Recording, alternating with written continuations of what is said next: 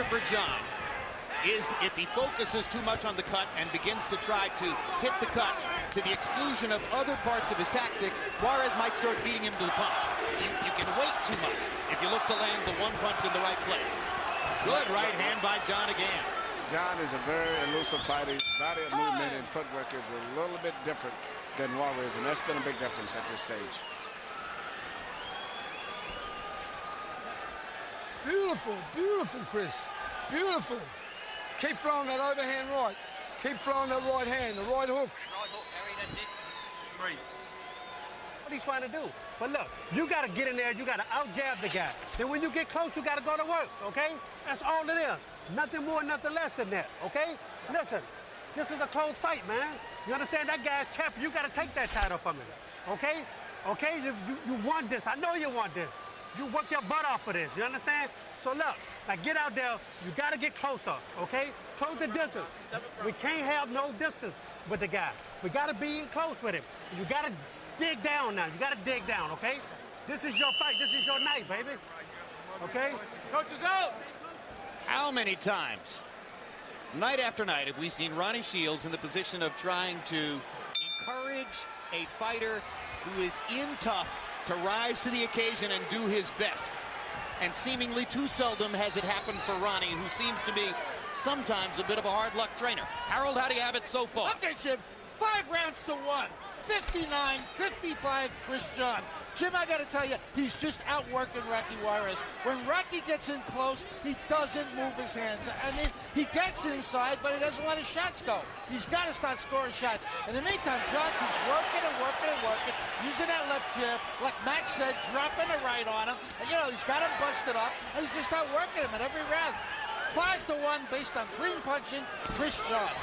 Fascinatingly, and I wouldn't disagree with that score just based on what I've seen so far, but fascinatingly, my sense is that Juarez is fighting about as well as we've ever seen him fight. I agree with you, Jim. I think he's fighting maybe the best fight I've ever saw him fight. It's just that he's got a guy that every time he gets set, Chris John punches, changes angles, moves in and out, and twists his upper body at a different angle, just like he's doing there, and he can't get his rhythm to go on. Maybe with the exception of the first Barrera fight. I also wouldn't be surprised if the official judges' scorecards were a lot closer than Harold's. This is Houston, and as I mentioned, Juarez is a sentimental favorite in boxing anyway because he's viewed as a hard luck fighter. Yeah, but I think the gap between them is growing, not shortening. And John is beginning to sort of do what he wants in there. And I think that becomes increasingly visible even to a biased judge. Yeah.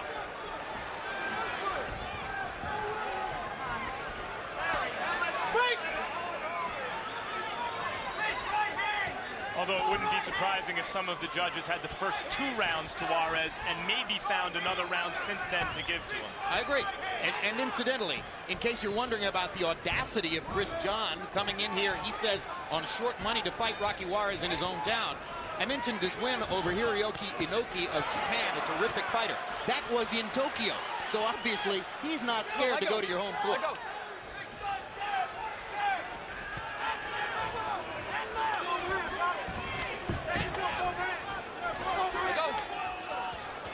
Gutsy for a guy without knockout power, Jim.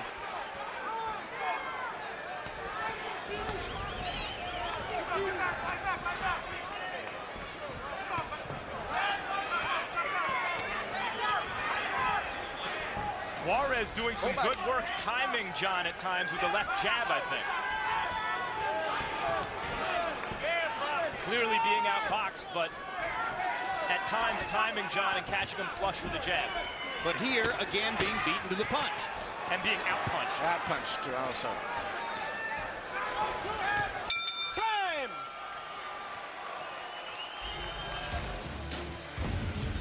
Juan Manuel Marquez now ranks in every credible ranking system as the #2 pound-for-pound fighter in the world, just behind Manny Pacquiao.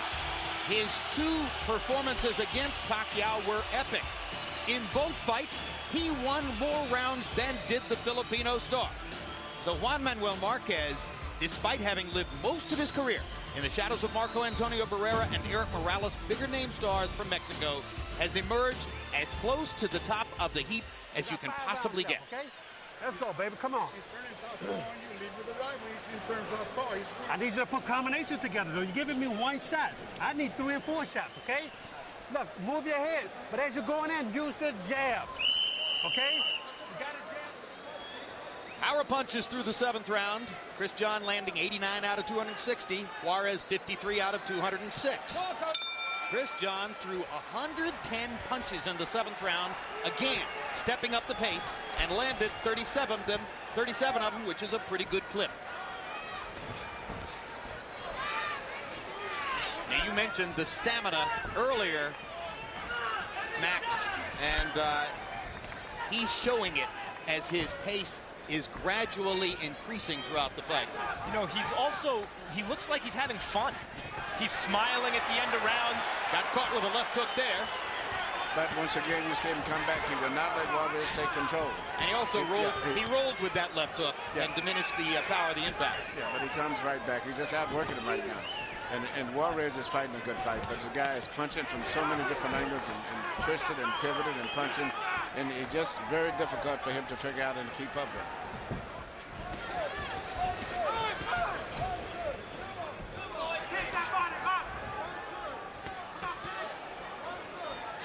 We've been talking for the past few years about boxing as the ultimate global sport. Here's yet another sign. Chris John and his camp were extremely confident going into this fight, taking, by his standards, not a lot of money to fight on an undercard, to expose himself to the American television audience.